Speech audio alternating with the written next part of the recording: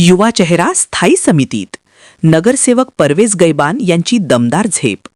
इचलकरंजी महानगरपालिकेच्या 2026च्या निवडणुकीत प्रभाग क्रमांक 2 मधून मोठ्या मताधिक्याने विजयी ठरलेले युवा नगरसेवक परवेज लतीफ गैबान यांची स्थायी समिती सदस्यपदी निवड झाली आहे.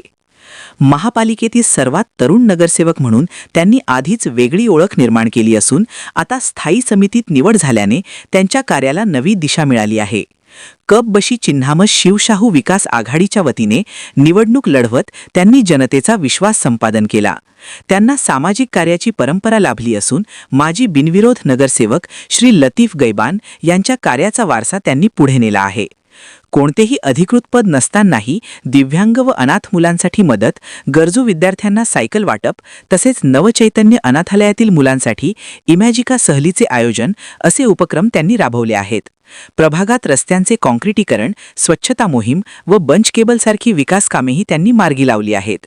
तर तक्रारींचे तात्काळ निवारण करणारा गैबान पॅटर्न सदैव चर्चेत आहे. तर आज शुक्रवार 20 फेब्रुवारी रोजी महापौर श्री उदय धातुंडे, उपमहापौर श्री अनिल डाळ्या व आयुक्त श्रीमती पल्लवी पाटील यांच्या उपस्थितीत त्यांच्या निवडीची घोषणा झाली. त्यांच्या निवडीबद्दल सर्वत्र अभिनंदन होत आहे. वसुंधरा शक्ती न्यूजसाठी पत्रकार विजय तोडकर. चॅनेलला सबस्क्राइब करा.